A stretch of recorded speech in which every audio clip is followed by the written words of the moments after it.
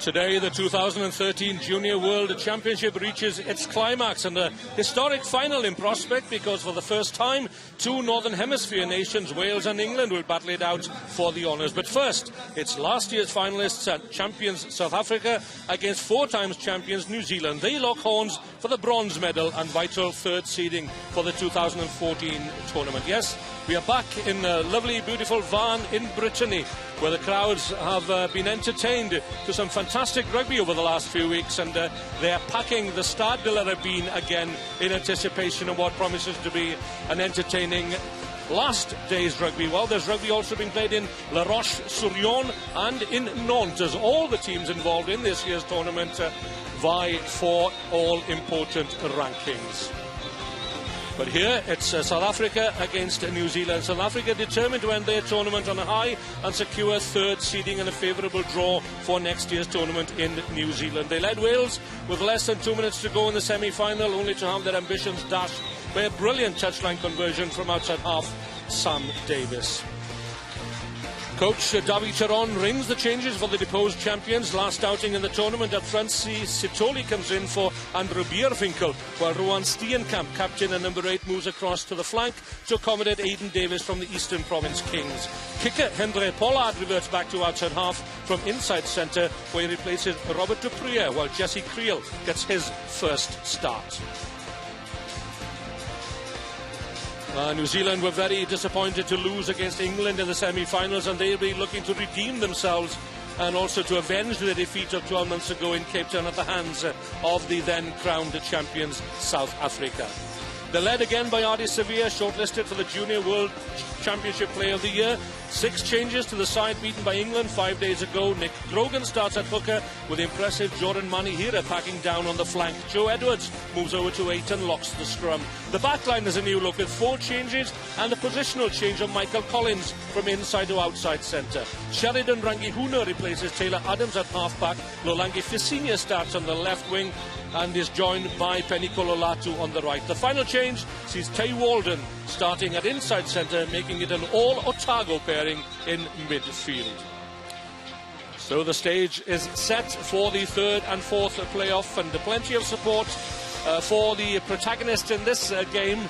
And from all over France, the proud jersey of Toulouse being worn there. And I'm joined, my name is Wyn Griffith, I'm joined by former All Black Simon Mannix once again for this finals day. We'll hear from him shortly. South Africa, New Zealand, those are the benches.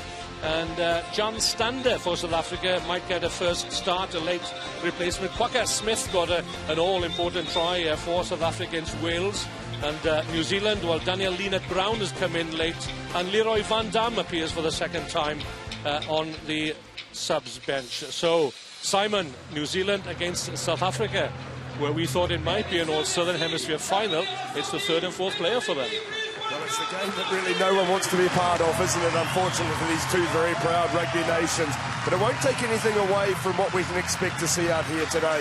Any time that black shirt comes up against the proud green and gold of South Africa, you know that it's going to be no hold barred rugby. And I'm expecting a very, very physical contest out here today. Thoughts maybe that already these guys have possibly got 1 foot on the plane, thinking about going home. But this is the last chance they have to play together as a group and end their campaign in the style that we know that they can bring onto the rugby field. But with Wales and England contesting the final, what does this tell us about the state of rugby, if you like, at this level, under 20s? Well, I think it's a positive sign. You know, we've seen New Zealand in the final every single year of this competition, and it's good to see this shift from a global perspective in terms of world rugby. And just over the weekend, we see the British and Irish Lions doing the job down in Australia.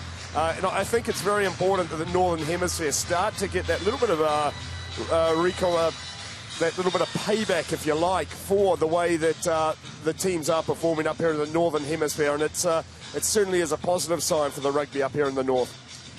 Young Ardie Savea leads New Zealand as both teams get ready for the national anthems of their respective nations.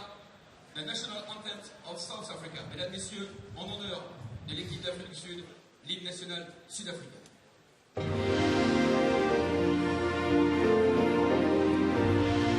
Così sì che l'Africa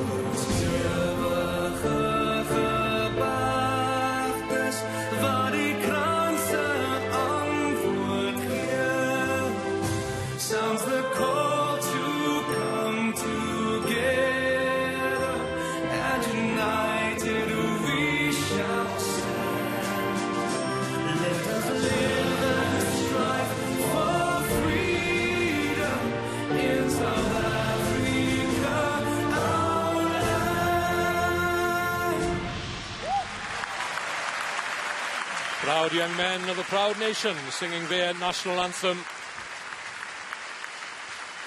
as we get ready for God Defend New Zealand. En honneur de l'équipe de Nouvelle-Zélande, God Defend New Zealand.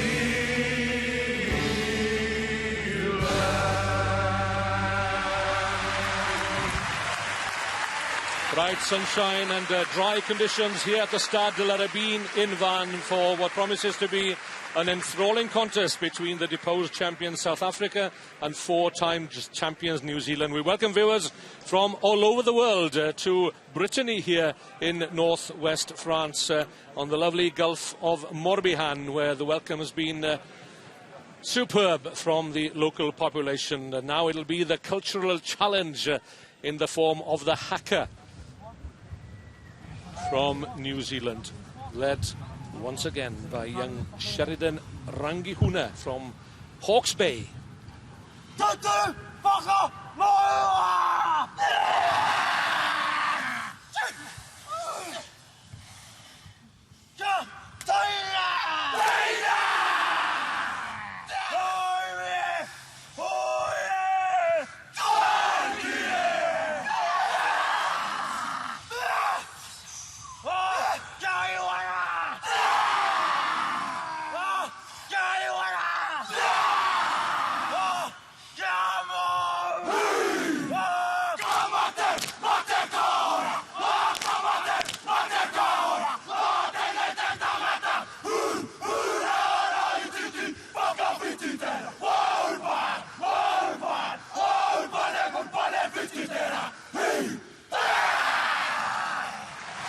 The challenge accepted in good spirit by Ruan Steenkamp and the junior box. And I can't help but thinking, Simon Mannix, what would the legends of old have done of this New Zealand haka? It was a rather tame effort from Colin Meads and his colleagues way back in the 60s and early 70s. It's certainly taken on another dimension, hasn't it? And I think it's a sign of, possibly the cultural change and the understanding on the cultures within New Zealand now as a society. And wonderful to see it being embraced the way it is by these young men. And they certainly put an awful lot into it. And you can see there's a lot of meaning out there for these guys. And yeah, certainly we go back to the old pictures of the haka. Not quite the same, was it?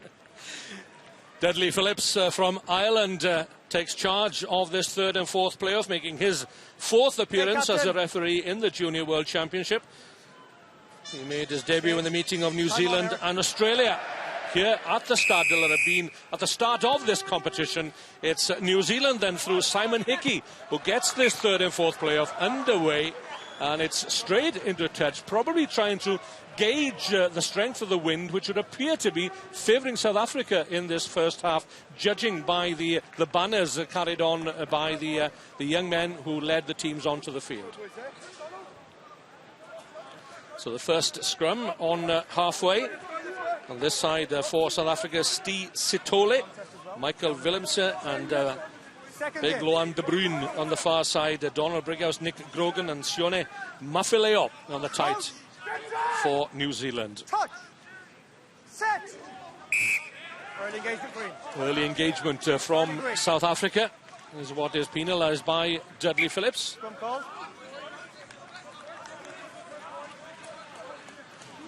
And bearing in mind the strength of the breeze, Simon Hickey doesn't fancy a kick at the post.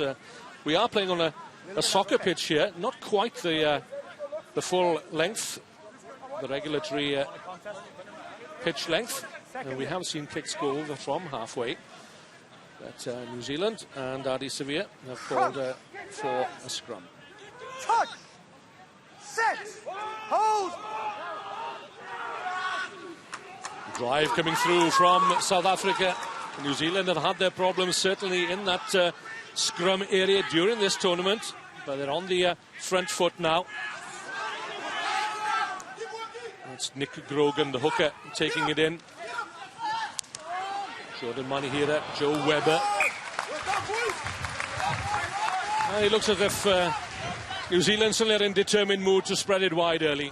Well, they will be. They have been all tournament, haven't they? They've wanted to play the ball, give the ball plenty of width, and we see here the play being played down the short side here. Webber here getting the hands free, as is his want, and then the offload just not quite linking up there with the right winger Latu. Just seen a solid scrimmage from South Africa. Let's see how they fare in the line-out. Not so good is the answer. Nick Grogan snaps it up, taken there by Dennis Fisser, one of some half a dozen or so Blue Bulls players in the starting lineup this afternoon for the junior box, as they are called. Hickey into midfield, taken there by Tay Walden. A huge strapping around his forehead.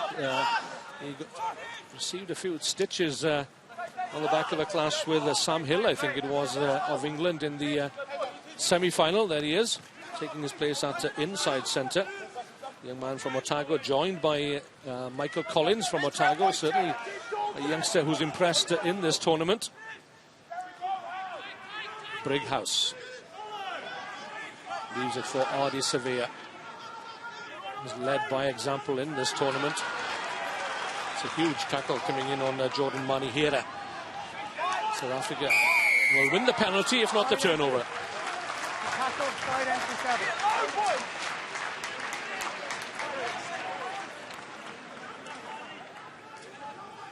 So the side entry is what was being penalised by referee Dudley Phillips.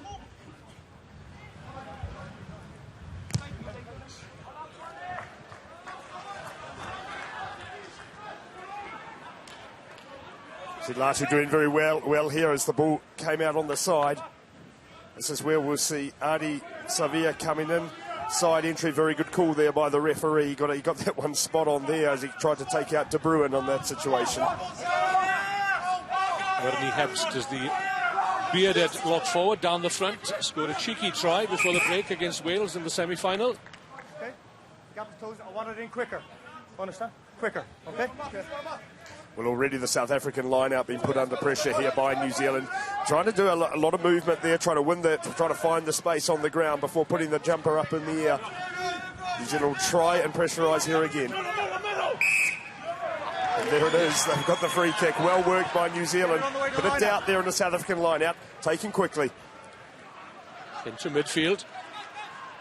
Bolangi Fisinia takes on Luther Obi on the far side. Keep an eye out for him should he get the ball in his hands.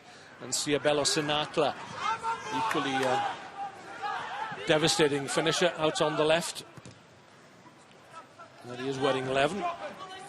Back there is Cheslin Colby giving chase his Penikola Latu. Colby. Oh. It's a little slippery in the foot. We've had some rain overnight, so the grass has been cut really short here. Well stolen there, Manihira, long pass into midfield, Sevilla, another long pass, finding the centre, Michael Collins, almost out on the far touchline. New Zealand looking for weaknesses in the South African defence. Manihira has been one of the standout players in this New Zealand forward pack throughout the tournament, and they're just showing great technique over the ball as Latu made the tackle there on Colby trying to run it out of defence. And, well, New Zealand maybe didn't quite need the two big missed passes there in that situation from Sevilla. They had numbers stacking up. Well, Willemse taking his time again. Duplessis, just over 2 meters tall, the flank forward. Just about manages to get the ball back, but again, South Africa a little nervous in the line-out stakes.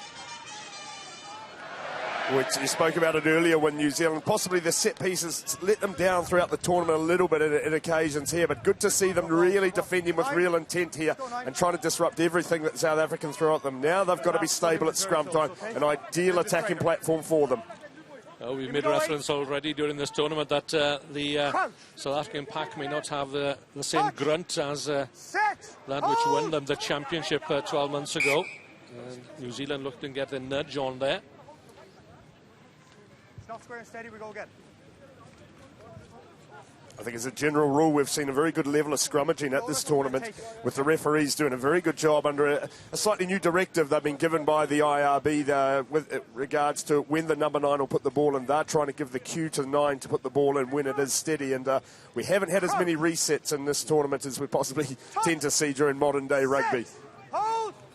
Steady and stable, that's what the instruction has been to the referees. Edwards at the base. The offload straight through the middle is Lolangi Fisinia. The man was known as Laser Lolangi, and he gets the first score of this third and fourth playoff. A simple play, really, but executed well. Well, you're quite right. It was very simple, and the simplicity, well, it started from the scrum, and it looked as though Edwards they'd made a bit of a mess of it at the back of the scrum. Here we see the South African defence. It's 6s and 7s there, and that the gap, obviously, between Pollard and Van Rensburg here. And we'll just have a look here. Coming out of the line there as Pollard, being caught by the inside runner was Walden, who held Pollard, held him in two minds, and a lovely, well, an easy read there for Rangi Huna as he just put Visinia into a gaping hole there, and South Africa will want to get that sorted out. The very difficult link, the area there where they attack to defend, you've got to have the link right between your back row and your inside backs, and on this occasion here they were at 6s and 7s, and well, yes, the hand goes up before he puts the ball down. Great start, New Zealand. Lolangi Fisinia back on the left wing where he started the tournament against Fiji. Gets New Zealand onto the scoreboard with Simon Hickey converting 7-0 after 8 minutes of play. Hickey, the offload to Joe Webber, he of the dancing feet. Not the best of passes. Sinatla in very quickly with a tackle on Tay Walden. Did extremely well, does the flying winger, Ciabello Sinatla. Well, in their preparation for the game, they will have watched all the New Zealand build-up games and worked out what their style of play is. And this is something we've seen from New Zealand in every single game. From a long kick-off, they'll run it and try to get it to width straight away. The defence there from South Africa shifted very well. It was a poor pass from Webber, but well counted by South Africa. Michael Willemse has to recover for South Africa. That's Aidan Davis. We haven't seen too much of him in this tournament. Former South African schools representative last year. Another young man who has excellent leadership qualities. Steenkamp with the sweatband wears 6. 6, of course, is the open side more often than not in South Africa. Not often do you find a number 7 at over 2 meters tall, except in South Africa, that is. That is the captain, Steenkamp, looking to lay a platform. Taken out by Steve Sitole, the University of Cape Town. Played for them in the Varsity Cup this year, has Steve Sitole.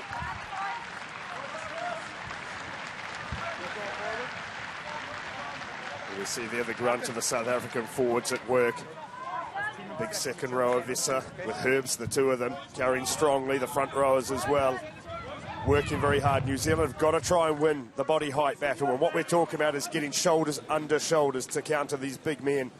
Whereas South Africa, that's where they'll be looking to dominate. 5 games in 19 days for these young men, but it gives them a taste of international rugby. Set! Hold! Good shove from New Zealand, a good steal as well, and once more It's that man, Adi Savea. That's why he's been nominated for the IRB Junior World Player of the Year.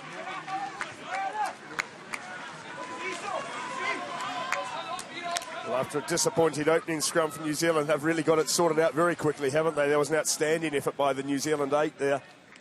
As you said, Savea, well, he's always close to the ball, isn't he? Very close to the ground and not afraid to put his head into the hard places.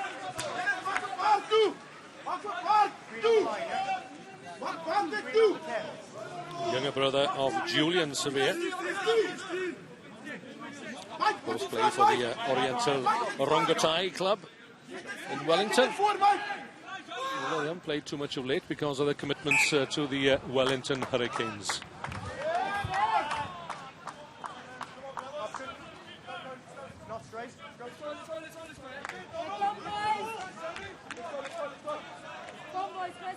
South Africa had the option here, of course, of taking the line out for the not straight or the scrum. They've just been pushed off the last scrum they had, and the line out not functioning too well. So they're going to try and rectify things here with the 8 here. Let's see if they can get this one right and set this back line alight. Well, they have an advantage of a kilo a man in the scrum, do the South Africans. Technique not always what it needs to be. Andre Pollard taking on his opposite number, Simon Hickey.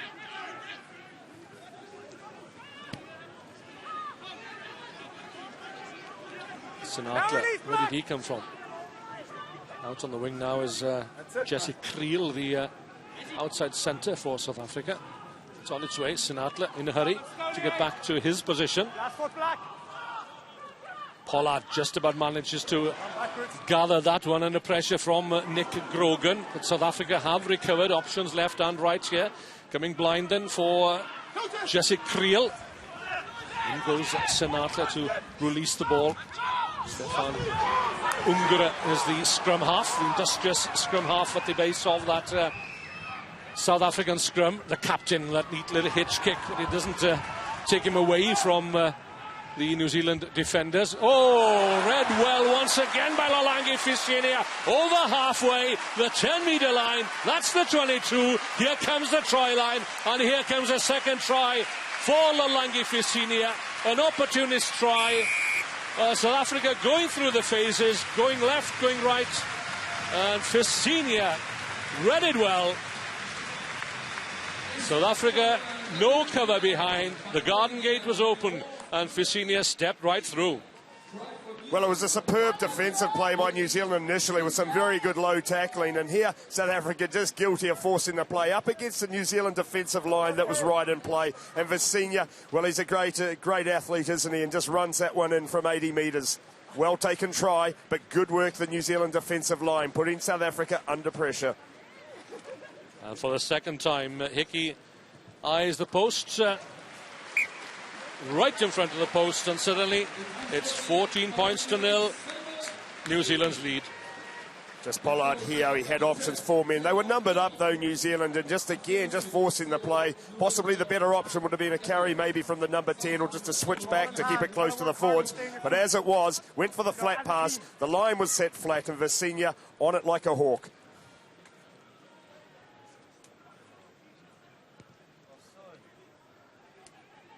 Play on. Play on, says referee Phillips. And Steenkamp leading the charge. And South Africa need to get back into this game. Luther Obi, the man that can cause problems. Savea has him well covered though. Loose ball snapped up again by Grogan. He showed up well in the opening 15 minutes. A bench player usually for New Zealand. Lovely hands from Mani Hira, and here come New Zealand once again. Latu, I'll tell you what, he's a bundle of energy on the right wing for New Zealand. Not first pick perhaps.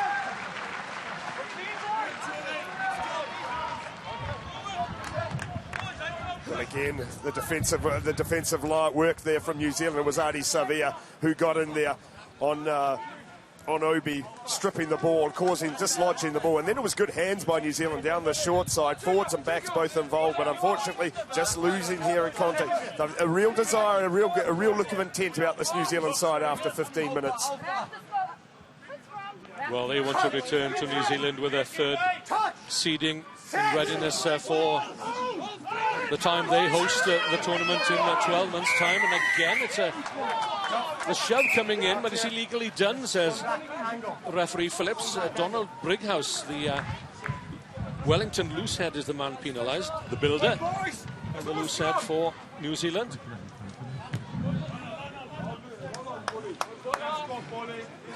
Well, referee Phillips judging that he'd come in on the angle there. Brighouse, Arnie Savia looking for a bit of clarification from the referee. To see a very powerful effort again here by the New Zealand forward pack, and well, referee Phillips was right on spot for it again. The line out going astray. Good work, good interplay between the two flank forwards. Could have been dangerous for Arnie Savia. He's quickly back on his feet. So the two centres in concert there. Fifth senior couldn't quite gather that one. Well, New Zealand looked threatening with ball in hand. Savia and Manihira, good understanding between 6 and 7 here. Well, this looked nasty here for Savia, didn't it? He was tracked back and tackled there, but just have a look at those knees folding back under him. It's one of those moments where everybody winced in the crowd.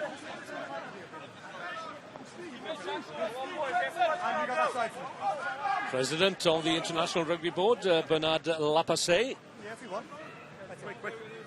Absolutely delighted with his home nation's response to the tournament this season. And in Brittany, where, I've said it before, it's not a rugby stronghold, but the local population has certainly embraced this tournament, and we're all grateful to them for that and for their hospitality as well over the last 3 weeks or so. Stay green, stop, captain. Andre Pollard hoists the high one, carried by the wind into the arms of Joe Webber, carried back into the 22, and they've done well. Latu picks up a bit of turf there, straight into the waiting arms of Dennis Visser. Well, that is the strength of the diminutive Penikolo Latu by comparison with Dennis Visser's 2 meters. New Zealand trying very hard at the moment. They want to entertain, that's for sure.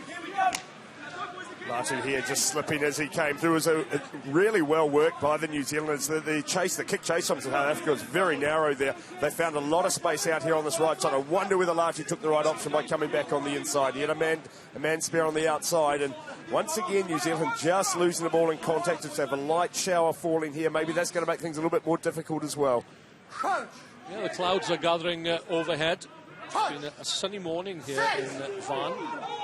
It's certainly been welcomed by the players. Ungara under pressure from Sheridan Rangihuna. Colby now then, there's a half chance perhaps for the lightning quick fullback. Passing not so clever on this occasion though. Cheslin Colby at fullback. It's Luther Obi.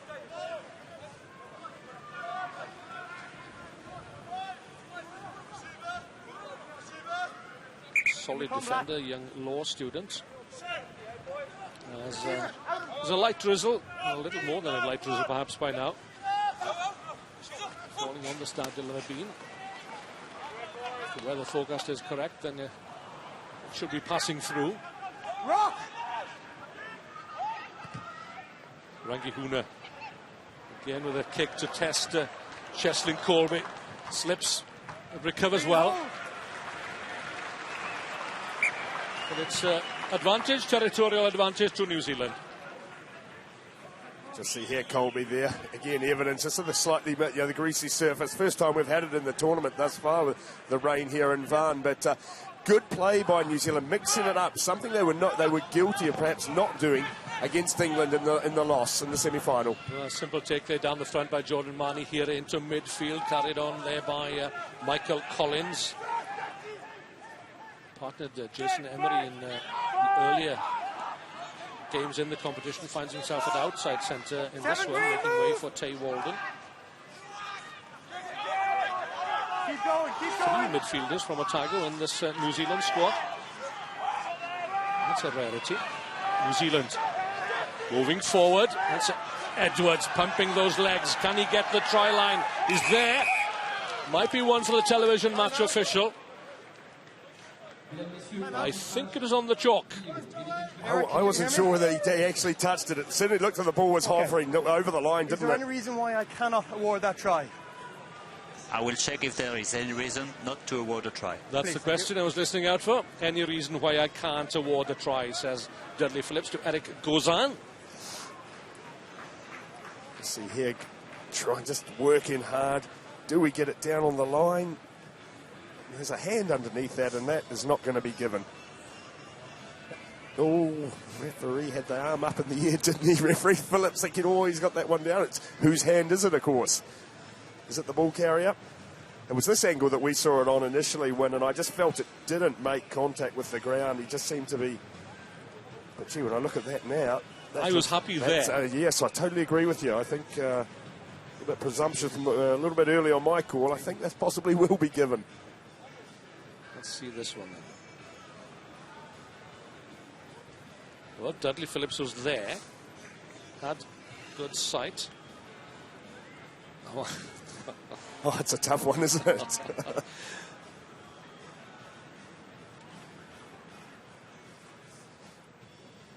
Great build-up play by New Zealand, though, wasn't it? Regardless of the outcome here. It's a tough one for this one here. May give us a little bit more. Well, I think from that angle, it's Edwards' hand was underneath the ball. There's a Creel in there trying desperately to hold it up. I think the TMO's as confused as we are. Still checking. Okay. Still checking. I hear the voice. And that's when it slowed right down. So if there's a reason, well, it's short there, I think.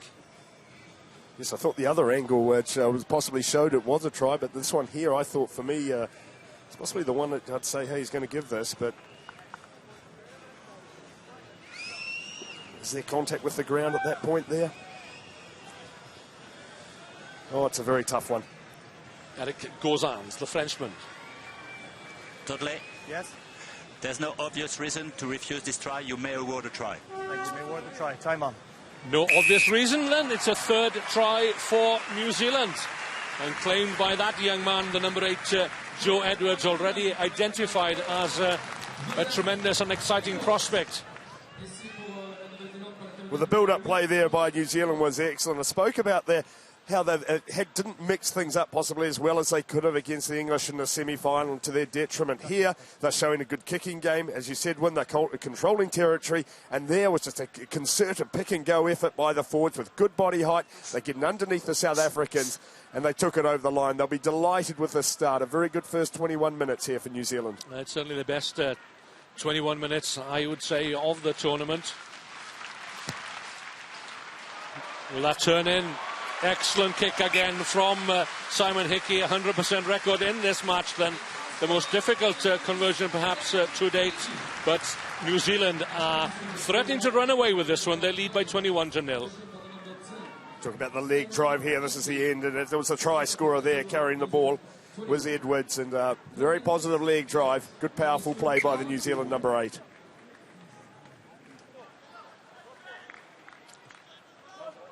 Two tries for that young man, Lolangi Fisinia, and the third now added by Joseph Edwards. Starting for the third time at number 8 in this tournament.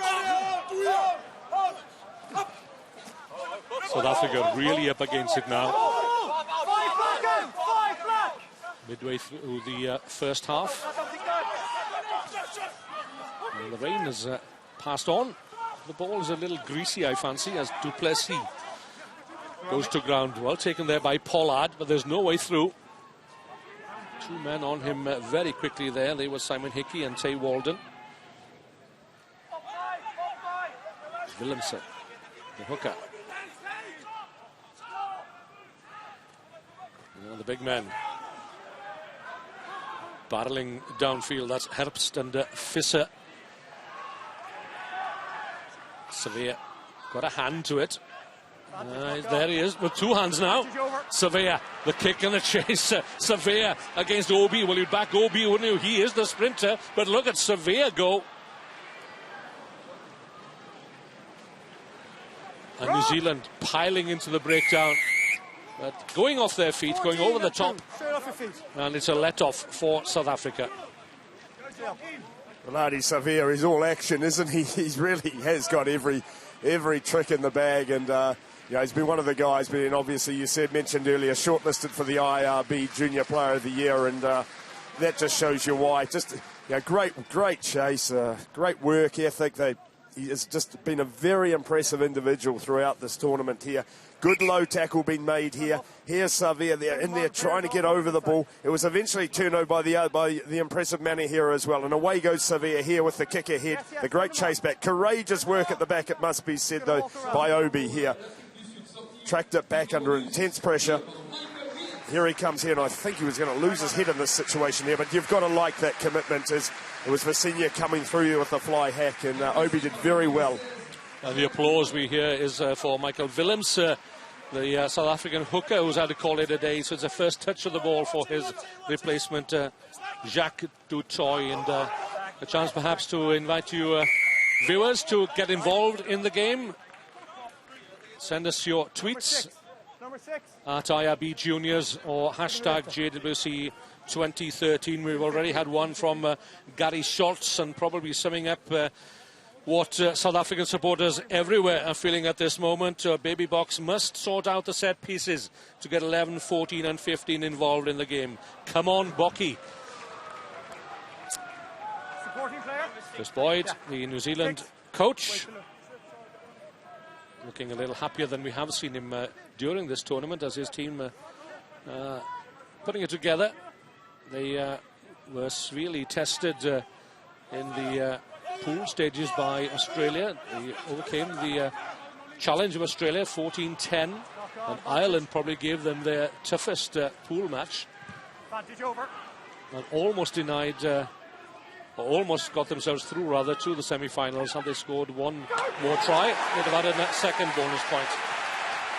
So here we go then, South Africa coming back at New Zealand. Van Rensburg, after good work there by Cheslin Colby, looking to press home their advantage here now. They're about 10 metres out from the New Zealand try line. Need to keep it together. Forwards again, taking it up through their captain, Ruan Steenkamp.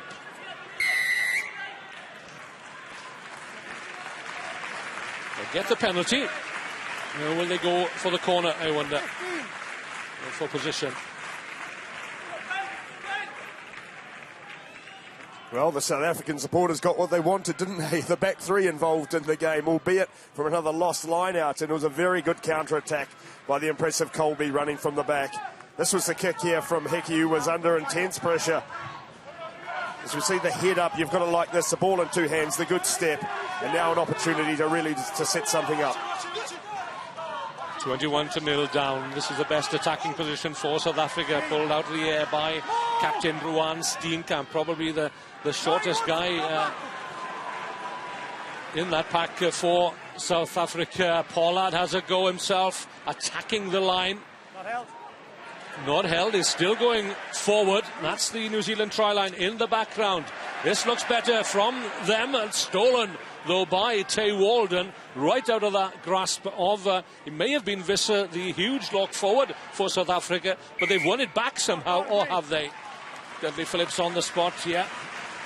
Hand claps all round from the New Zealand players for saving a certain try. And that's Epihame Fiver, the hooker in the foreground there, who's shown up well in this tournament for New Zealand.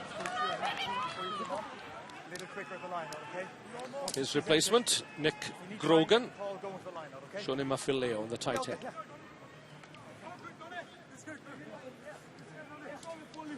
Just a stark contrast, isn't it, in the style, the way New Zealand are playing this game, and is that we have not seen Tuipulotu in midfield carrying the ball after on second phase have when. Yet that has been the pattern in New Zealand rugby in this whole tournament. Just shows the shift that they've made, possibly tactically, when their approach to this game and the players adhering to it. This will delight the New Zealand coaching staff. Set! Hold! Defensive scrum for New Zealand. They somehow salvage that one. As Walden goes to ground.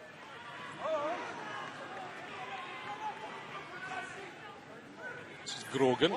After some good work by Scott Barrett, the New Zealand number 4. Hickey under pressure gets it away, but only as far as Colby. Now then, there have to be one or two gaps here somewhere. Not sure that was the best option. It was not there. The gap certainly wasn't on that one, was it? Well organised chase by New Zealand, but he did well to maintain position. It's going to be advantage South Africa here. What can Jacques du Plessis do? The former junior Olympic javelin champion. Probably regrets not bringing it onto the field of play with him. Obi in a hurry. Keep coming, keep coming. Offside. Young man from the number 4. Leopards team, the Northwestern Province, formerly Northwestern Transvaal in the olden days. Captain. A chance for points and a shake of the head there from Andre Pollard. I don't think he agrees with his captain on that call, does he? See very physical defence here from the New Zealand side, but offside at the breakdown. There was this knock on, but the referee came back for the earlier offence, which gives the first opportunity for them to get some points on the board. Physical hits going in here, as Pollard's been involved in both carrying the ball on both sides of the ball. Here's a lovely step here. Well, no, this was in the earlier one there when he ran into the four-man line there on the kick chase in New Zealand. Just in case viewers are joining us for the first time, it's not the French being bad sports, and this is encouragement for the kicker, the hand clapping that you hear in the background, a familiar feature of top 14 games in France. And that's an all too familiar sight as well. Andre Pollard seeing his kick drift wide of the upright. So the score remains with 10 minutes left of the first half at 21 points to 0 in favour of New Zealand. This is the fourth playoff for third seeding in advance of next year's tournament, which will be held in Auckland in New Zealand. South Africa started this competition with an impressive 97-0 win over the US of A. 16 tries in total. Finished top of their pool, unbeaten, with wins over England. Although that was a close one, 31-24, and France 26-19. In fact, it was Luther Obi's try that made it a little more secure, or Colby rather, the fullback. So South Africa looking for their first score. Herbst, the Blue Balls lock forward. Now then, has to be a man over here. Well, that is the threat of Luther Obi for you. Good vision there from the right wing of South Africa, and South Africa's patience in the end rewarded with a try for Luther Obi.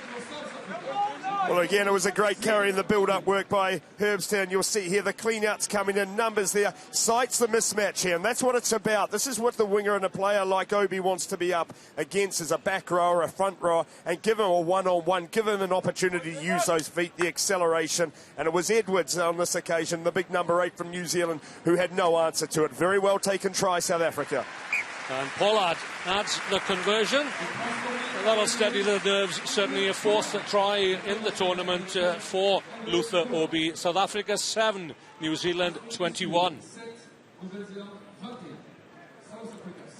So here, good presentation here, good clean-out work there. That's Manny Hera being cleaned out of the way there. Very well cleared away, and there it is. He sees who he's got the head up and sees what's in front of him, and that is what you want your wingers doing, taking on those mismatches. Well played, South Africa.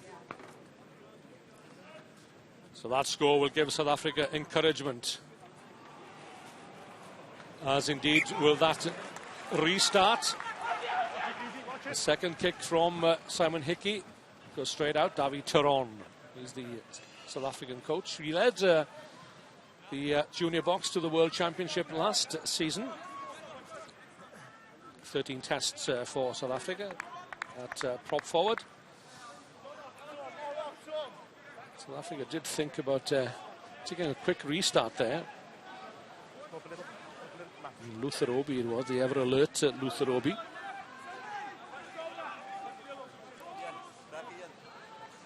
Steve Sitoli from Western Province. Touch. Set. Hold it. Yes, sir. And all the players will feel a little better now with the sunshine on their backs. Pollard now then, Sinatla. He's just seen Obi score on the far side. Sinatla turning Joe Webber inside and out. Can't quite get that pass back inside. He's a devastating finisher, is Siabelo Sinatla. But Joe Webber knows everything there is to know about the left winger, because they both played against each other on the Sevens circuit. And Sinatla denied by some brilliant defensive work there by Webber. Pollard did very well to release Sinatla with a lovely pass, and a very flat there, and Latu got done on the outside. He had Webber turned in on the outside. He had him turned inside out there and possibly could have finished it in the corner himself, and unfortunately the pass just going awry. That would have been a crucial time for South Africa to score, to bring them right back into this game, wouldn't it? Because they haven't existed, but now the set pieces come in right, and they're able to launch some encouraging attacking play off it. We'll look for a powerful scrum effort here from South Africa on the New Zealand put-in. And Joe Edwards almost has his feet back on the New Zealand try line. He does well to take the pressure off his scrum half. But he's not the man penalised. I think it's Adi Sevilla from coming over the top. May well have had a shoulder up the backside as well from one or two of his colleagues. Not staying on their feet, and what will be the decision this time? Well, they're going to run a set-piece move here, which is something very rare in rugby today. We don't see a lot of this, and this is encouraging to see. This is going to be two pods of forwards, but just trying to battle their way over the line. Well, Jacques du Plessis was who took the first hit. That's Luan de Bruin going up to the try line. And again, we'll listen out for the question from Dudley Phillips. Luan de Bruin may well have scored here, and judging by the reaction of Adi Sevilla. Yeah. Same question. Any reason why I may not award that try, please? Well, any reason why I can't award the try again is the question. Yep.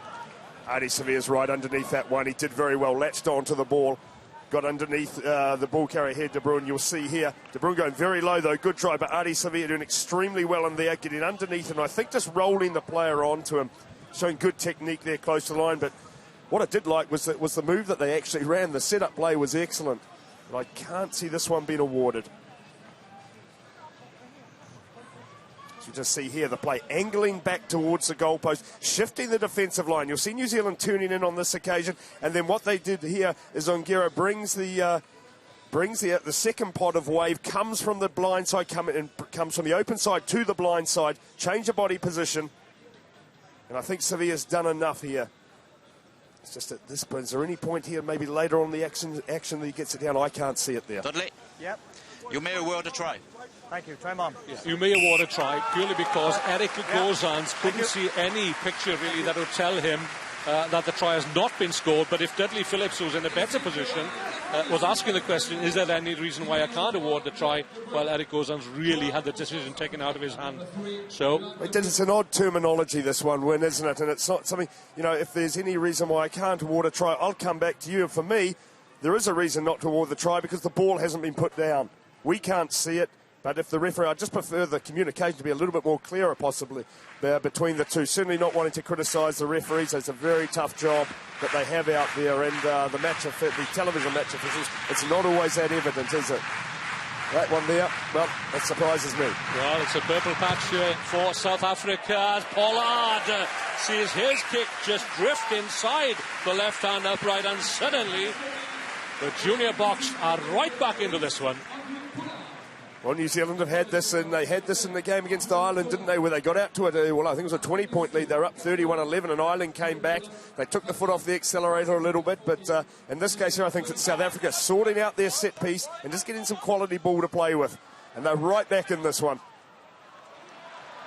Yeah, and perhaps with tongue-in-cheek, Dimitri Kiewit says finally the baby Bucks realise they actually have good wings on the field.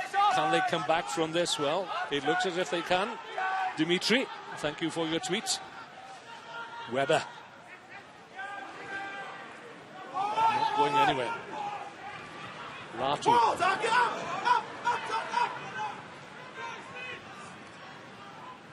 Hickey with a flat pass. Mafileo couldn't take it, nor could Barrett. Use it! Probably the first time we've seen Tuipulotu have the ball in his hand. Mafileo. Big guys. There he is again. He's going to get it non-stop, isn't he? Back to the tried and tested from New Zealand. Tuipulotu. Plays for the Ponsonby Rugby Football Club in Auckland. Oh! Away he goes. Siabelo Sinatla, just as we saw Lulangi Fisinia earlier on. Wide-eyed Siabelo Sinatla reads the pass, and suddenly South Africa are right back in it, 19-21, with a simple conversion to come. Well, as the ball comes out here, Regueira through Barrett, coming out the back here, and they're just trying to hold the pass back, Walden. You could see it as he let it go. He's just the agonising look on his face as he just tried to clutch that ball back out of the air. South African defence wasn't well organised at all, but he's done extremely well there, Sinatla, to read that one, and well taken try. One apiece in terms of interceptions here after 38 minutes. 21 all, we're right back to where we started. It's tied up at 38 all with a 7th try of the tournament for Siabelo Sinatla. Crowd certainly appreciating this one. 4 tries against USA, 2 against England. And now closing in on Julian Sevea's tally of 8 tries in a single tournament. And who's to say that he won't get that 8th try before this game is over. South Africa looking for their runners.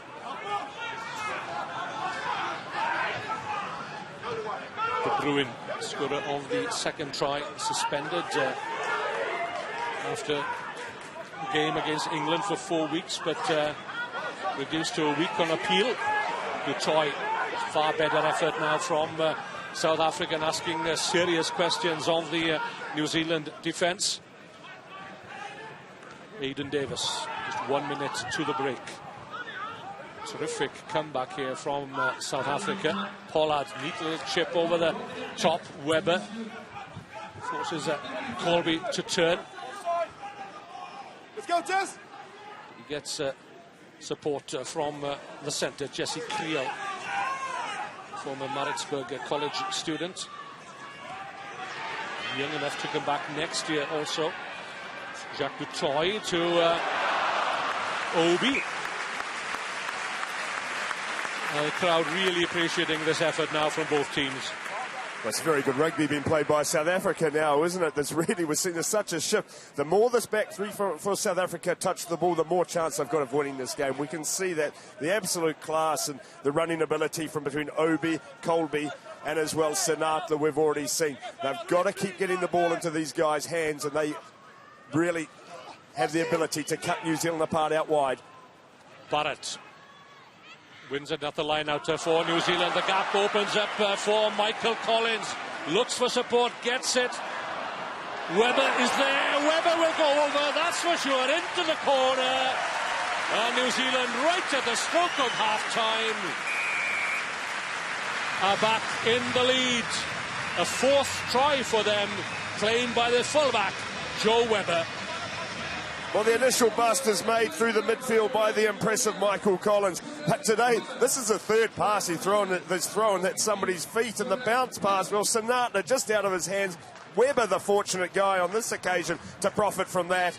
And that's a well-finished try. We know the speed of Webber. They're just a simple switch. And again, it's that inside seam where they're just not defending South Africa. They've got good tacklers, but their combination just not working. And here is Webber here. Well, a smile on his face, a good run in for the fullback. Well taken try. Well, New Zealand needed that. I should imagine it'll be a smile on the face of Sir Gordon Tietjens as well. And in a rare moment when you get Gordon Tietjens to to open up to you, and you see those flashing eyes of Tietjens. And when he's mentioned Joe Webber, first of all, he said, yeah, he's got a good step, man. Great work there by New Zealand. Hickey from the touchline to maintain his 100% record. The wind just brushes that one to the left of the far upright. Excitement all round here then. The first half of this third and fourth playoff. New Zealand, threatening to run away with it. Out to a 21-point lead. South Africa have fought back to 21 points all, and then that Joe Webber try separating the teams at half-time. It's South Africa 21, New Zealand 26.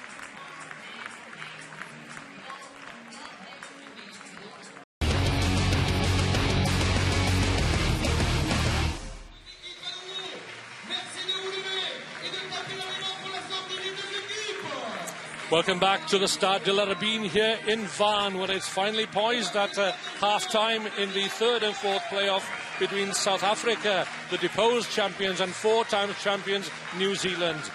26-21, the score. 7 tries already in the opening 40. 3 to South Africa and 4 to New Zealand. Joe Webber separating the teams with a well-taken try at the stroke of half-time. We're here in France, of course, and next year the Women's Rugby World Cup will take place in France between the dates August and the 17th, 1st and 17th of August in Paris.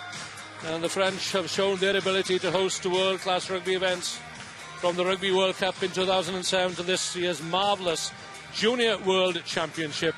And no doubt they'll roll out the green carpet again in Marcoussis in August of 2014, as they have in Brittany in 2013.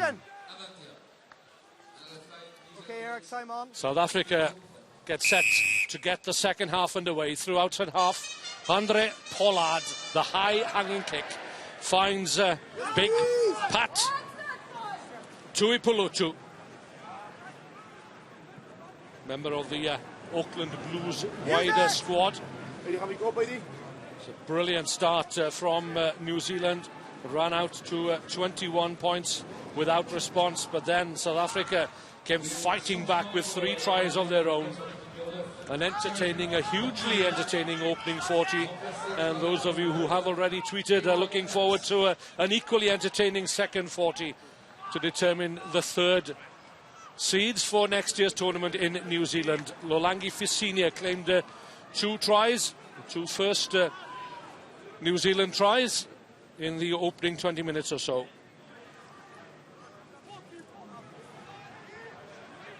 So in midfield, just inside the New Zealand 22. It's a replacement on for the Baby Blacks, and here's Taylor Adams at scrum half. Use it! There he is, wearing 21. Oh, he sees his kick charge down. Fortunately for him, though, Simon Hickey, his partner at halfback, was wide awake and no real damage done. Advantage New Zealand here for offside. And surely they'll take the kick. Wait for it, okay? And Jacques du Plessis and Sione Mafileo exchange pleasantries.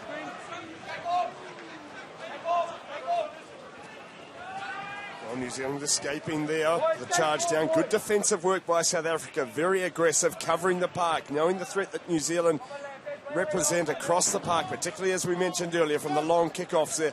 Their want to really try and open it up. A rather soft penalty given away there. Got to maintain discipline when you've got the team under pressure. Davi Turon, 46-year-old coach of the Griquas, who's emerged as a real force in the Turon in South African rugby.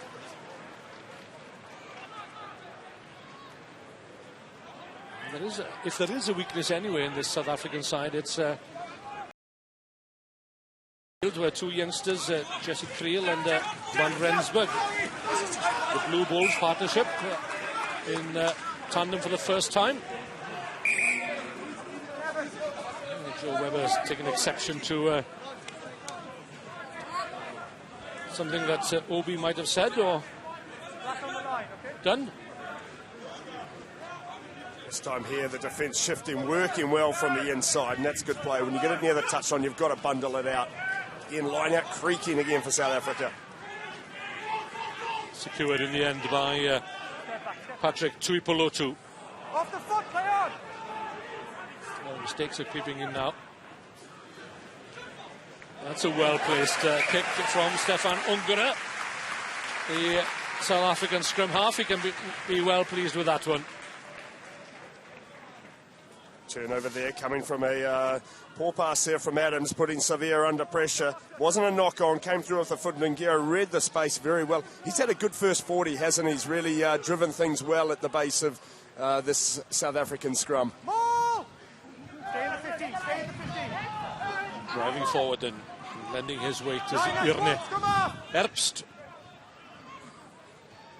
Oh, lovely pass, lovely timed pass from Lolangi Fisinia.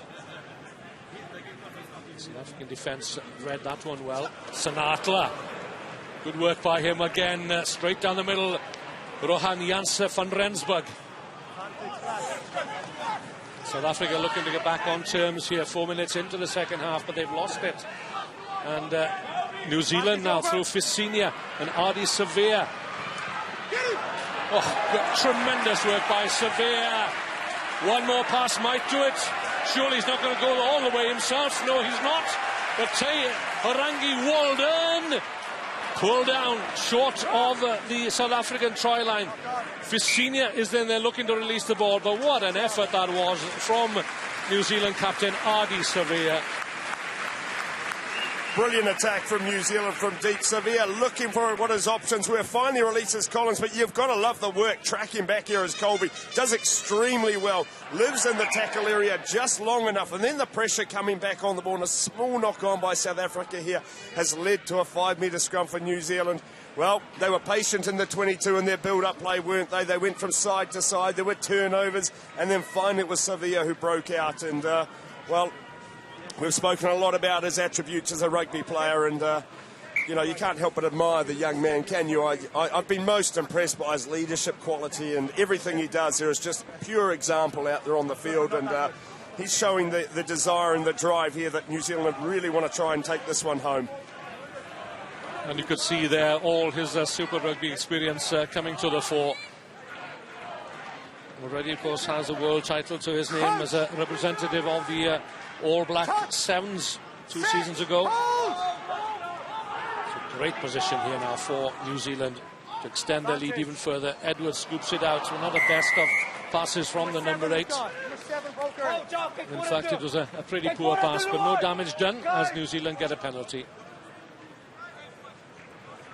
7 a bit early. Well, Du Plessis penalised there on the short side. You'll see detaching before the ball has come out of the scrum, and the referee rightly penalising in that situation. In New Zealand not opting to go for the scrum or the corner possibly, where they could possibly feel they do have an advantage, but as they're only 5 points out in front, they wanted to get these 3 points on board and get back and restart. But first of all, you've got to kick the goal, and Hickey, he's kicked pretty well from the tee during most of this tournament. 3 conversions to his name in the opening half. First points of the second half go to Simon Hickey and New Zealand, who have a 2-score advantage now. They lead South Africa by 29-21, 6 minutes into the second half. Simon Hickey. Afrique du Sud 21, Nouvelle-Zélande 29. Okay, David, happy? Coming on for South Africa is Kwaka Smith, wearing 19 in place of Aidan Davis. So it'll be a rearranging of the South African back row, I should think, with Steenkamp probably going to 8, his favoured position. Barrett. That is Kwaka Smith, wearing 19 on his back. Pollard, sun in his eyes perhaps there. That's a towering kick.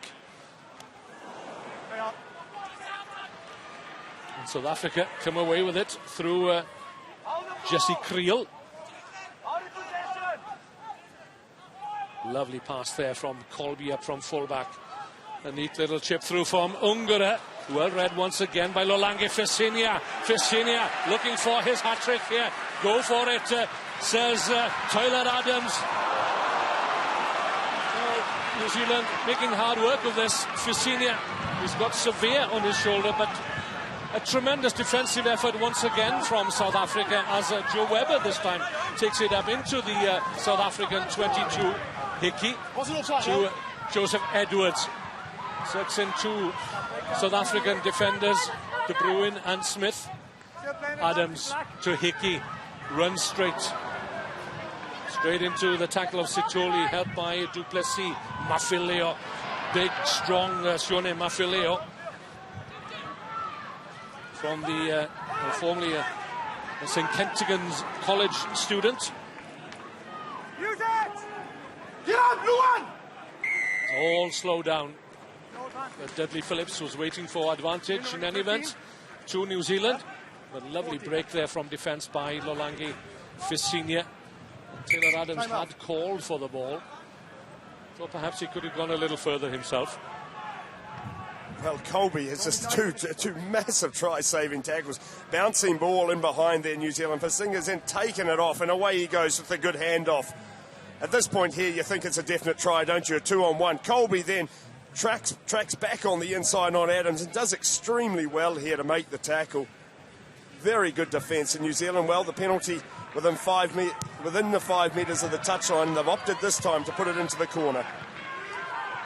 A well-executed tackle there by Cheslin Colby, who incidentally will be on the plane tomorrow for Moscow along with Sibelo Senatla as members of the South African 7 squad contesting the Rugby World Cup 7. So 2 Rugby World Cup championships for them in the space of a fortnight.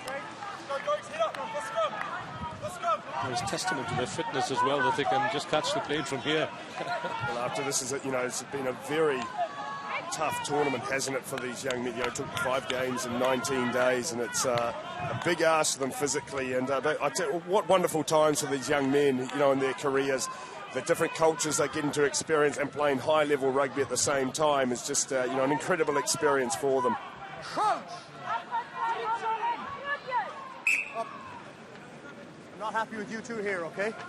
I think we can both be straighter, okay? Let's go again. I don't think they're ecstatic either, are they?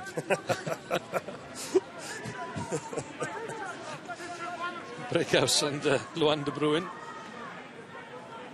De Bruin, 129 kilograms. Breakhouse nudging 120. The hard carrier, the builder. It's a great contest. On the near side. Ungara. Oh, lovely work here by Van Rensburg. He's still going. What a wonderful run this is, and he's got Senatla on his shoulder. Senatla puts on the afterburners. Webber gives chase. We won't catch Senatla. He's still going. Oh, desperate tackling, desperate defence from New Zealand, and Senatla can still afford to smile. Well, great attack there from defence. It was Van Rensburg, as we see here, just powering through. Big, strong man as he breaks 3 tackles there, and they're good tacklers as well, that New Zealand defensive line. Senatla here, you think he's got the legs on Webber. The desperation dive, the ankle tap, superb play by Webber. Thought he'd given him too much space because Senatla, he can shift. Good work there by Webber, but Du Plessis driving forward 5 metres out from the New Zealand try line. And the crowd are just loving this contest. And we hope that it would be a true contest and a battle of wills and skills as well. And that's exactly what it's turned out to be, as Van Rensburg, who started it all off down the far side. Quagga Smith scored an excellent try against Wales in the semi-final. Lovely step from Creel this time.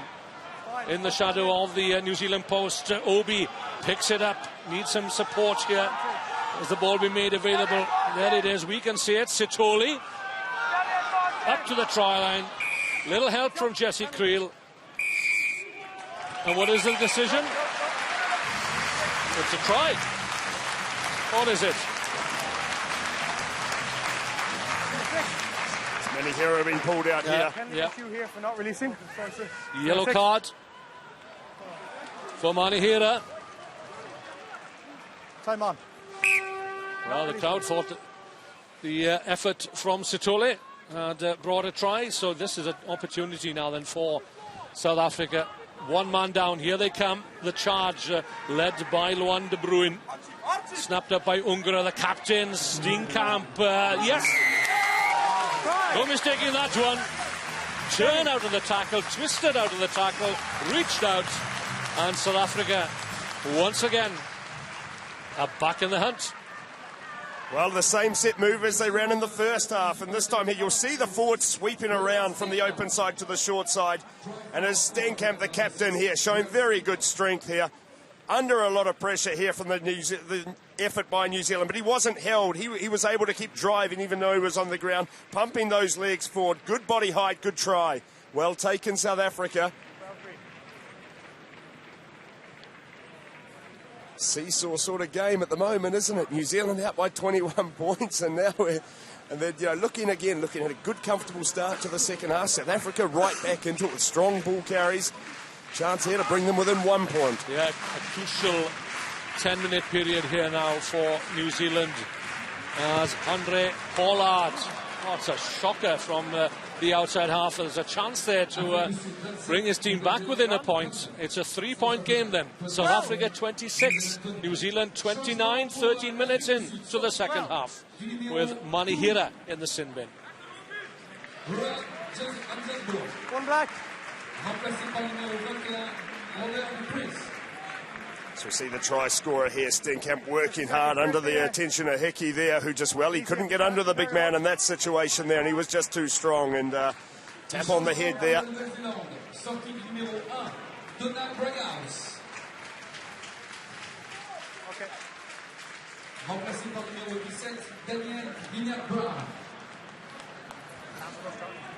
Dan Brighouse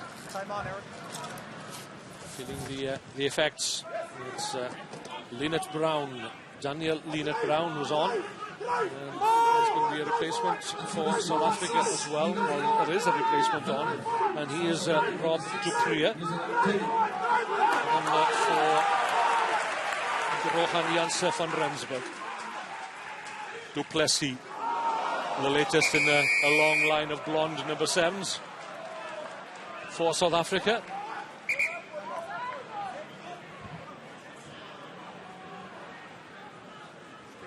Have you got flagging? No. Okay. Andrew Lees is the referee's assistant on this side. I'm going to check that, okay? Let's have a look. Well, it's going to be for a spare tackle here.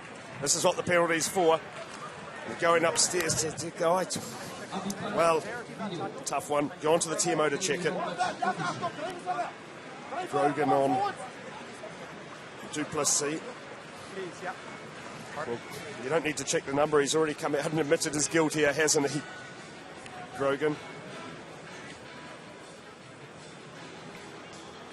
Can't take the player through horizontal. If you do, there, bring him down level with the ground. And well, I thought Du Plessis controlled his body well also, and I think I think Du Plessis, fair play to him, did extremely well here. He's off up in the air, obviously, lost all feet, but you'll just see here the control of his body here.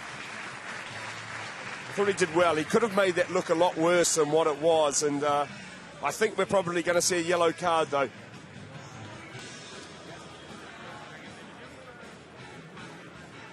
Yes. Yeah, in the air. Do you want a recommendation? Yes, please. Penalty kick against the 2 black. Repeat. Do you want a recommendation? Is it penalty kick against 2 black, lifting the player? Okay, and you're happy with just the penalty, yeah? I'm not here with just a penalty. Okay. Sensible refereeing there, Win. Enjoyed that. Good communication. Dudley Phillips using the TMO, and I think we got a really positive outcome there. And again, I say credit to Du Plessis. He could have made a real meal of that one, and he didn't. And fair play to him, and it is so important that we have this fair play, and it helps the referees as well. And credit to Eric Gozans as well, the man upstairs, as we say, the television match official. But in those situations, you're always sort of wincing, will he, won't he? And on this occasion, common sense prevailed. Yeah, I think you did right. They got it spot on, and it must be applauded. And obviously, the wider powers that the television match official we're seen in modern day rugby well used on that occasion by everybody involved. That's a huge scrap as Adi Severe's got one hand on the ball, like looking to rip it out of the grasp of Steve Sitole. Pollard has gone into outside, or inside centre rather, with the replacement Rob Dupree at outside half, by the looks of it. Captain Steenkamp leading the charge once again as his team trail by 3. So New Zealand down to 14 men for another 7 minutes or so. Oh, Kwagga Smith, one more effort, yes! And South Africa, for the very first time, have the lead in this match. That is their 5th try. And it's the energetic Kwagga Smith who comes up with the ball in his hand. Great finish by Kwagga Smith. This is an area where we've seen New Zealand struggle a little bit. It's this, what we call the foundation defence, if you like, just around the breakdown area. They're guilty of overfolding. It was Tui Paluta on that occasion. Smith did very well. And a great defensive effort by Edwards on that occasion, but just couldn't do enough there. Good strength from the young flank forward. Good finish, South Africa in front, and, well, what, about 25 to go here. This one's going to go all the way, isn't it? You can definitely feel it. Yes. 62 points already in this match, and there's still 24 minutes to go. Kwagga Smith, well, he had to work hard for that try, as he did against Wales when he came off the bench in that game also, but he's caught the eye once again, and South Africa lead by 33 to 29. Can they go on and win it from here? I think the importance of these young men, that this is the last time they'll ever play together. And they really do want to finish off. They've had 3 weeks over here together in France, and of course the build-up period they've had as well. So they've been living in each other's pockets, and it's a great adventure for these young men, and they really want to try and finish it off in exactly this sort of spirit that they're playing the game in, which has been both sides an absolute credit out here today. Adams to Lynette Brown from Canterbury. Came in last week for the injured Alex Hodgman. Terure is on for Hickey at halfback, as Chris Boyd also rings the changes. Well, South Africa dominating the one-on-ones at the moment, which they weren't doing early on in this game, and New Zealand having isolated ball runners on that occasion there. Lynette Brown was well, the support was slow to arrive, but they've managed to maintain possession here, albeit it's going to be a still 7-man scrum up against 8. South Africa will look to put some pressure on this one here. Well, they're asking Lulangi Fasini to come in off the left wing to take his place at wing forward. He's certainly got the weight. 100 Ks. I tell you what, if he hasn't got the technique right, he'll have Lynette Brown in his ear on this one. He'll saying, you get low here, son, and you do your work. Well, he'll have either greater respect or lesser respect for his forwards after this effort. Taylor Adams it was who called Fasina in from the wing.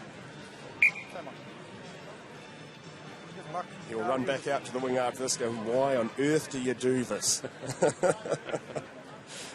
Most backs, when they watch the forwards training at scrummaging, the amount of hard work, the effort that these guys put in, they come away from it, go, why? An easier way to play this game. So Lulangi Fasina is down on his knees there, wearing 11. Oh, he's missed his bind completely here. Well, his ball is back. Good work there by the South African captain, bridging over the man with the ball. Didn't quite manage to steal it though. Lynette Brown driving hard and low. Fasina is still there. I think he enjoys himself. He's loving it in there, isn't he? And he's still going. Mafileo. Kwagga Smith once again runs straight into the back of Nick Grogan though. There's Webber. Takes his spot. Well covered though by Cheslin Colby. He's got a wicked sidestep as Colby. Away he goes up to the 10-metre line. Lovely pass out to Sinatra. Well tackled though by Latu, and stolen as well. But Dudley Phillips right on the spot. He was playing advantage. For that effort again, appreciated by the near capacity crowd here at the Stade de la Rabine. I can hardly see an empty seat around the place here. It was an excellent kick downfield that you just saw Webber come into a shot as he chased his own kick. Colby just superb running, good vision on the outside to try and release Sinatra here. And here's Latu, made a very good one-on-one tackle. Unfortunately, the penalty is just going to come in here on a side clean by Teruri on that occasion, the replacement fly half. But South Africa, well, spoke about the back three and how they real game changers about them, and they're still presenting threats here after 60 minutes, full of running, and they're getting opportunities to play. And certainly at this level here, it's what you want to see. These young men getting a chance to show their talent out here, and South Africa and New Zealand as well really entering into the spirit with this one today. Well, it's a testament of their fitness and their temperament as well. I mean, it's a third and fourth player for game that nobody wants, but these two teams have come out today, and the game played in the right spirit as Pollard slots that one and extends South Africa's lead to 7 points, 36-29. And as a true Safa tells me on a tweet here, that's a perfect example of sheer determination and never say die attitude from the baby box. Great game, and I think Simon Mannix and myself are in total agreement with that sentiment. On the hour mark then, it's South Africa 36, New Zealand 29.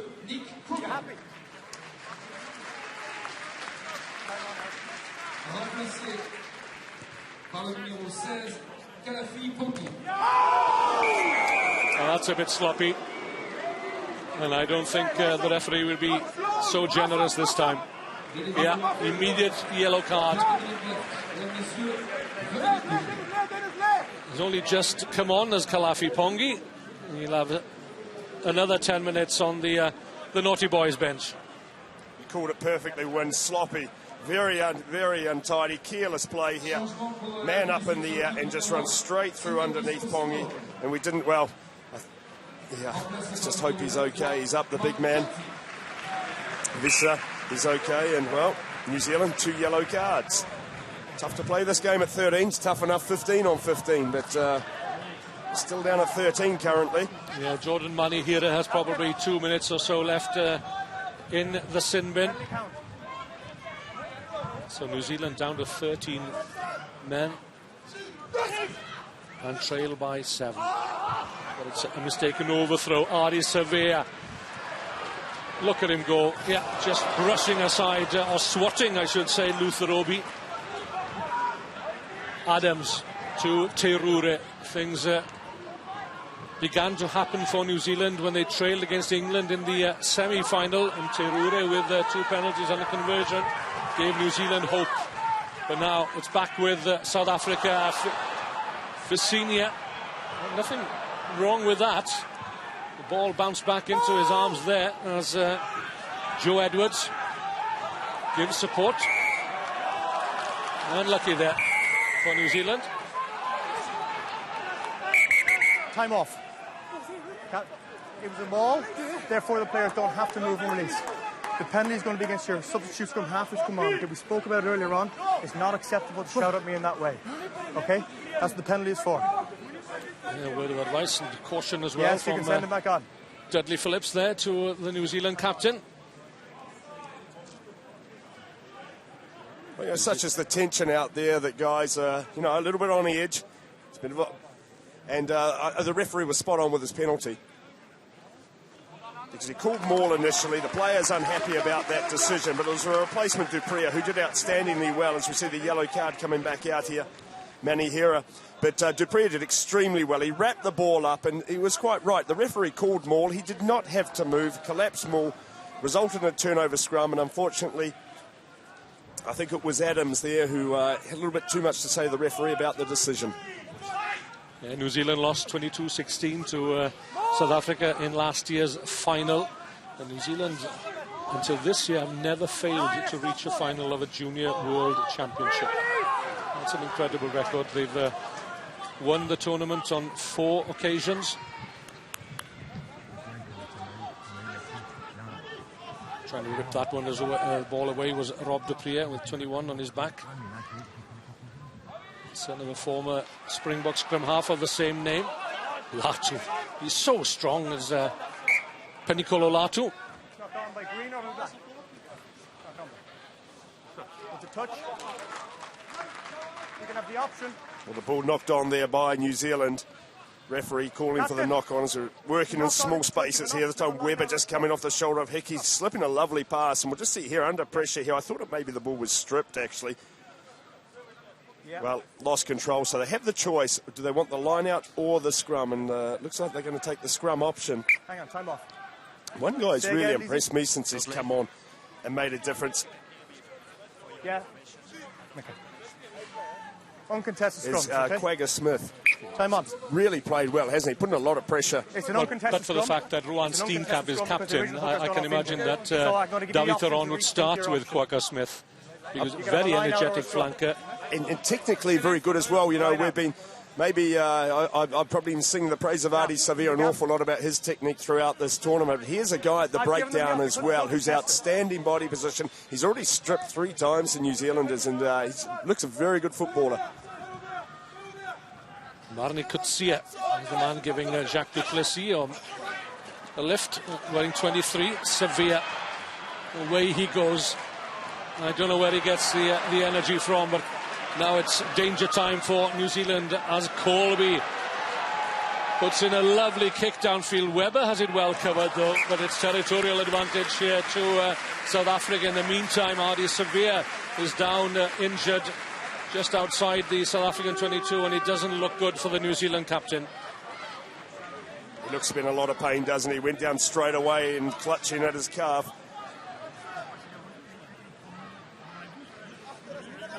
So New Zealand effectively down to 13 men again with the loss thereof. Ardie Savea, ball didn't go forward. Now release. So New Zealand dig it out to Taylor Adams. It's Edwards. Aided and abetted by Tui Polotu. Gwyneth Brown, the man wearing 17, the replacement. Manihira, well tackled by Steenkamp, the South African captain, on the New Zealand 22. Barrett, and then from Taranaki.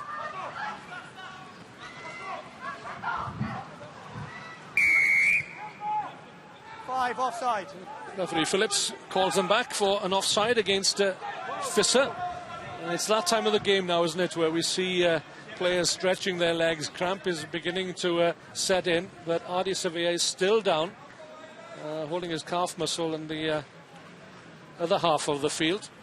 Well, I hope it is the calf muscle. You know, in terms of injuries, I'm just very concerned it's down on the Achilles tendon, which, that in the pain that he looks to be in just there in backfield, they are holding the Achilles there. And that is a real worry for any young footballer, any rugby player. We've got a French doctor out there assisting the New Zealand counterparts also, but the match doctor. Yeah, Savea's in some pain, and yeah, well, Mum and Dad will be looking on, and Nana as well, and hoping that well, that's encouraging. The damage is not too severe. Gee, that's a really encouraging. Just when they're holding an Achilles, it was just, I think it was just an acceleration here as he jumped there. We just had a little hop at the end. There it is there. It was maybe just trapping his ankle possibly, and just he looked like he got his toe caught in the ground. Very overextended, hyperextension. Well, he's running back. Oh, good Lord, here I was fearing the absolute worst of the young man. Yeah, but you were a back, Mannix. You were one of the girls behind. Oh, that's for sure. But gee, I was thinking blowing Achilles tendon. I'm thinking the worst, and here he comes back into the fray. Well, but we've seen it before, haven't we? And some serious injuries. You just don't want to see them, do you? It's you know, but the speed of the game, the size of the men playing the game, it's inevitable, unfortunately, that we are going to see Bigger the hits, bigger the injuries. So thankfully, Adi Sevilla still trying to run off that injury. There's Adams. Oh, lovely work there by the scrum half. Good hand from Manihira. Barrett taking on Sinatla. That's his better from Tay Walden.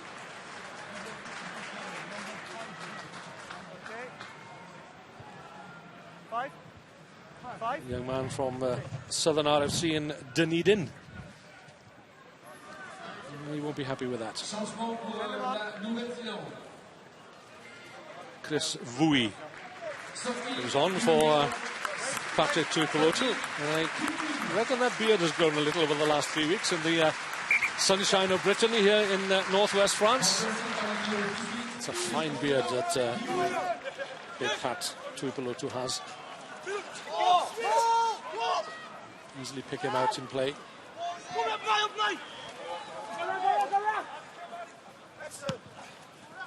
Ungura way downfield over the head of Latud as well to keep the ball in play. He's got Webber with him, he of the dancing feet. Spotted a gap there. Creel has it well covered though. Good tackling, good chasing by Joe Webber. This is Marnie Kutsia, another Blue Bulls representative, prop forward, would you believe? Keep the pressure on, that's the message from Rob Dupree.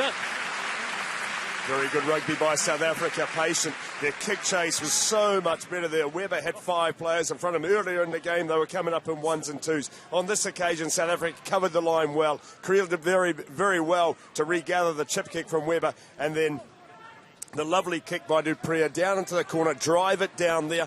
You're still up against 14 men, 12 to go. It's almost time you start thinking we're going to close this game out. Yeah, New Zealand still down to 14 men for another 3 or 4 minutes or so.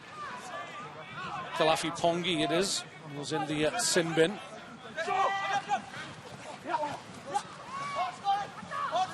Manihira just about got a hand to that one. Ficini has again come in off his wing to show more than a little interest in the passage of this ball. Duplessis sets it up, 5 meters out. South Africa come again through Sitole. That loose head looks as if he's going to last the distance. A good defensive work by New Zealand.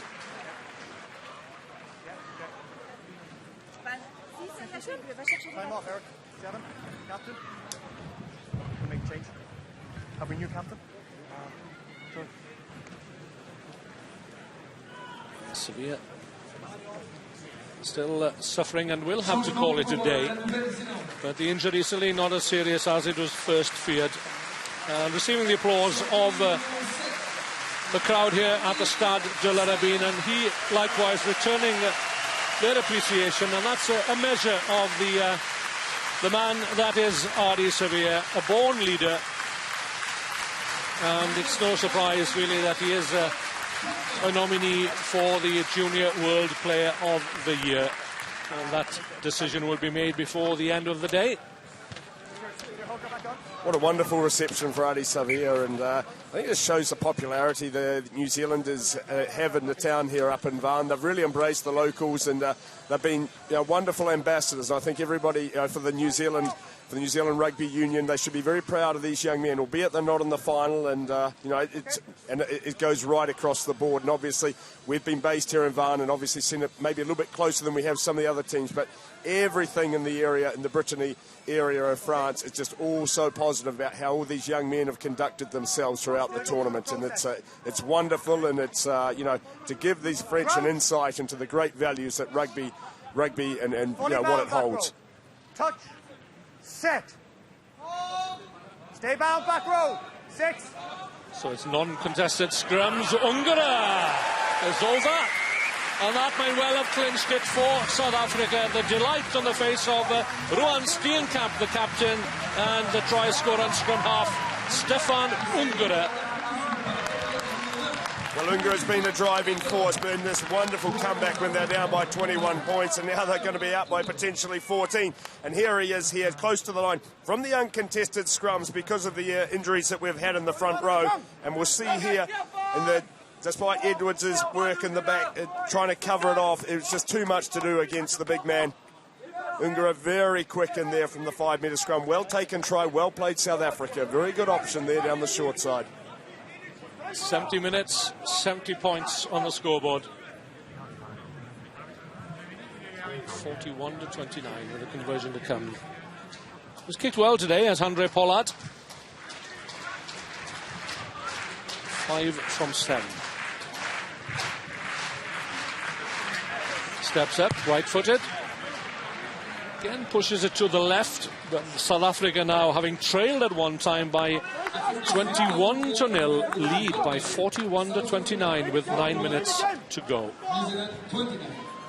Well, 2 scores, as we see here, the uncontested scrum, the 8-9, a classic old move, but gee, the old ones are the good ones, aren't they? It's very well taken. New Zealand, though, looking to regather from the restart straight away, as we see the delight there on the face of Ungara.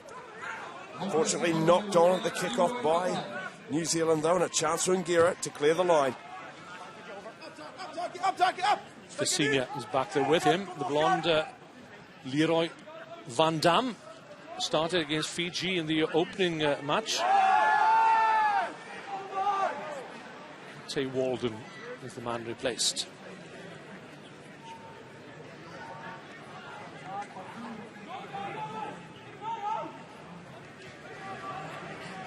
Chris Wu, Aucklander from the Waitemata Club. It's money here from the Silverdale Seahawks in North Harbour.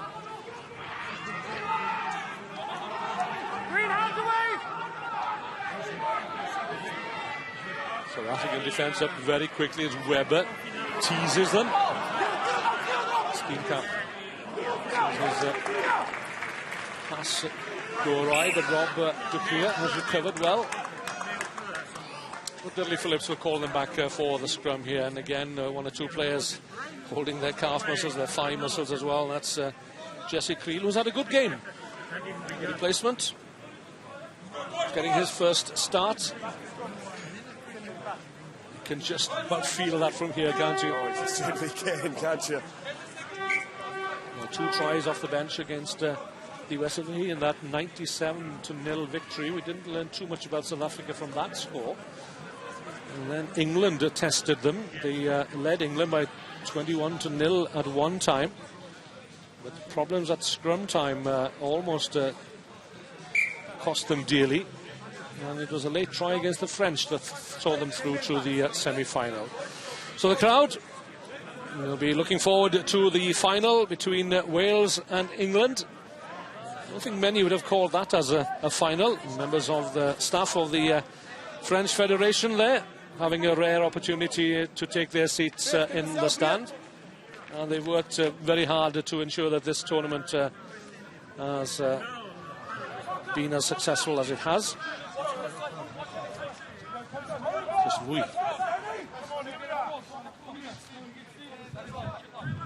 Down on the flank. Joe Edwards locks the scrum. 6 minutes to go. Obviously, we're back to full complement now with the yellow card back on there. Manihera back on, so it's contested scrums again. Yeah, Dudley Phillips had to move pretty quickly there. You and I recall a game where he didn't move so quickly, and embarrassingly for him, found himself on his backside in that game between Munster and the Scarlets back in, was it March? I think it was. It was in March, and lovely sunny Straddy. It's very slippery in the Scarlets in March.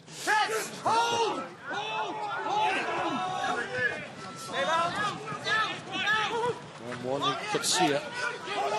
Bent double on this side of the scrum for South Africa. Scott Scrafton, wearing 19, Muffin Leo. 23 move! St. Kentigern's College previously, where they still wear kilts in honour and recognition of the Scottish heritage.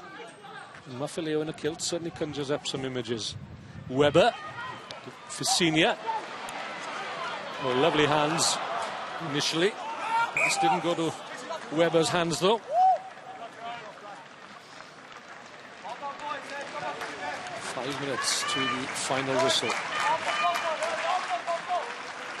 Just the intensity's dropped way off, hasn't it, at the pace of the game, and I think that's just a testament to the the hard nature of what this tournament is about for the players, and it's certainly is a big ask physically for them, and we can just see the pace just dropping out of this game at the moment here in New Zealand. Well, looks like they're going to be a fourth place finish for them in this tournament, and by their reckoning, by their extremely high standards that they set, they'll be extremely disappointed with that.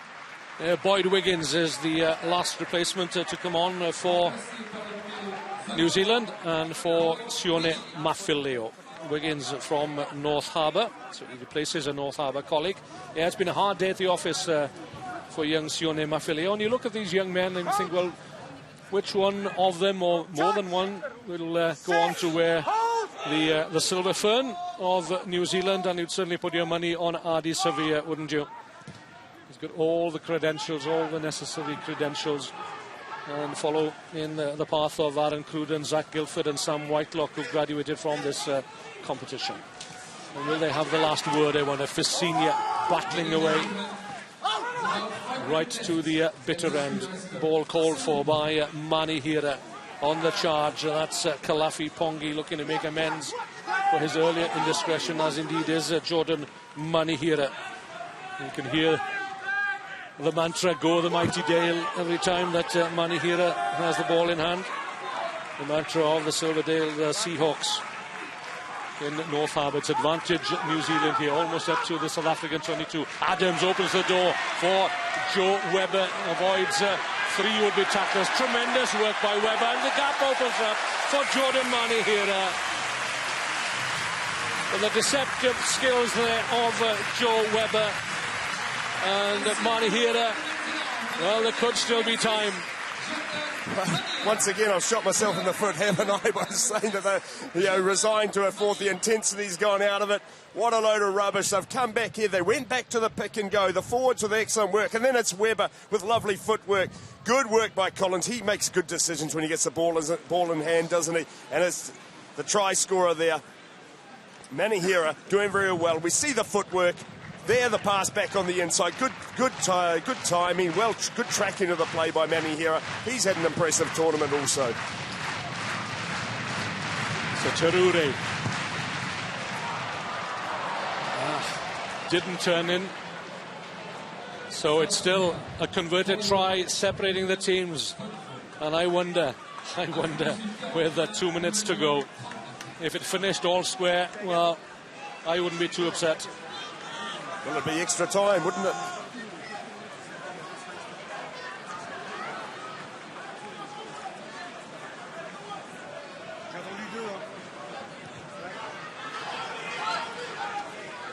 There's 11 tries in this match.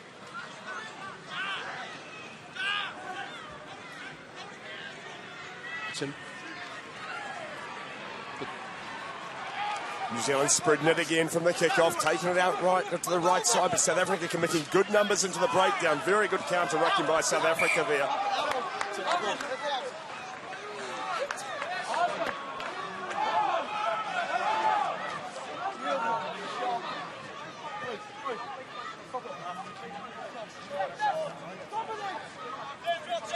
So, approaching the final minute, it's been a terrific entertainment from both teams. They've entered into the spirit of the playoff.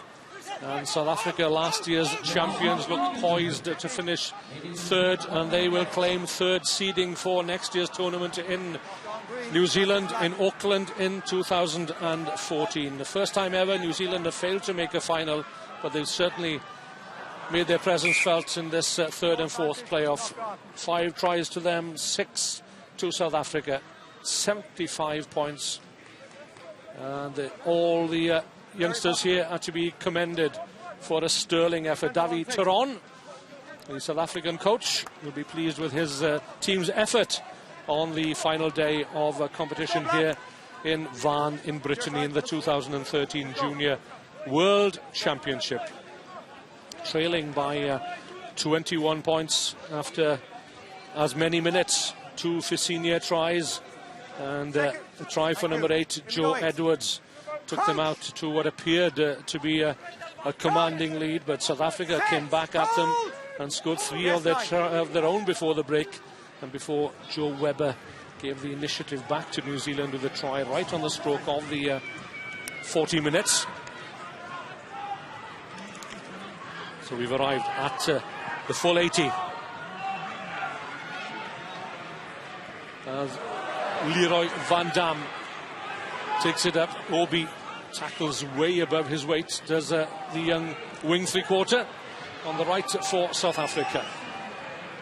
Could there be one more score? No, that's enough, says Stefan Ungara. We've got this game won, and it's South Africa who claim the third seeding despite a valiant effort from New Zealand, and the crowd, and rightly so, stand up to recognise the efforts of both teams. But at full time, it's a victory for South Africa over old adversaries New Zealand by 41-34. 11 tries. What a marvellous game.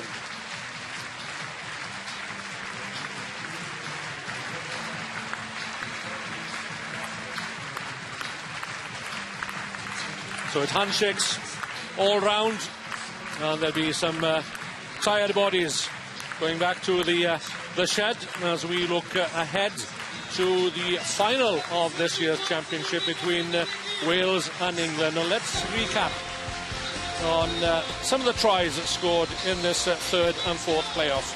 It was a captain's try for Ruan Steenkamp. Had to work hard for it though, but just burrowing his way under a pile of bodies in the end. Kwaka Smith, the replacement, again caught the eye off the bench. It's a wonderful sight as we reprise the tries. You have Ardie Savea on his own amongst the South African players, hugging each one in turn. That's a measure of the man. An uncontested scrum for a try for scrum half. Stefan Ungara more than played his part in the South African victory. Has had a good game, has the young scrum half from the Sharks and ex-Maritzburg College. Great pass, a big accurate boot. Saw some useful kicks downfield from him. But New Zealand had the final say. Lovely dancing feet and skills of Joe Webber, linking up with Michael Collins for Jordan Manihira to cross for a fifth try for New Zealand. Just the converted try separating the teams, but 41-34 the final scoreline. And we can hear now from Simon Mannix with pitch side with Ruan Steenkamp, the South African captain. Down here pitch side with the delighted captain Ruan Steenkamp. Well, to beat New Zealand at any level, you must be really happy here today. Yes, definitely. You know, although the boys said, you know, in a World Cup, you know, you want to play New Zealand, you know, stand before the haka. For some of us, it was the first time, you know, and really we just loved this game. We just loved everything. Thanks a lot.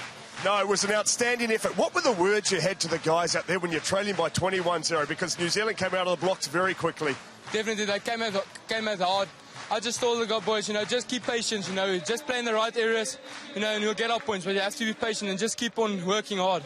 Well, they're very prophetic words, and the guys did that, and you've got quality right across the board. But just a word about your back three. They're lightning, aren't they? Yeah, yes, definitely. You know, they have magic, you know, that's all you call it. In practice, it's everything. They just keep the boys up high, you know. They're great players, great boys, you know, and I love it to play with guys like that. And obviously, you know, a back three, they rely on what goes on up front, and I thought you guys were particularly impressive today. You struggled with the set piece early on, got that right, and then you really put the foot on the throat of the New Zealanders. It's definitely, you know, in the start of the World Cup, you know, before the World Cup, we said, you know, we have to do good on our set pieces. We worked very hard on it, you know, and the boys, you know, just kept focusing on the set piece and just working hard. It's, you know, obviously this was the game where you guys didn't target at the start of the tournament. It's a game that possibly no one really wants to play. But mentally, I thought you guys really showed a lot of desire out there today. And it was an excellent game played by two excellent teams, and must have been good to be part of it. It's definitely, you know, it's a great part of it, you know.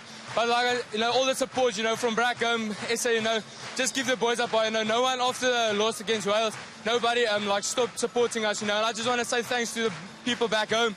Thanks a lot for your support, and thanks a lot to our coaches and everyone came to France to support us.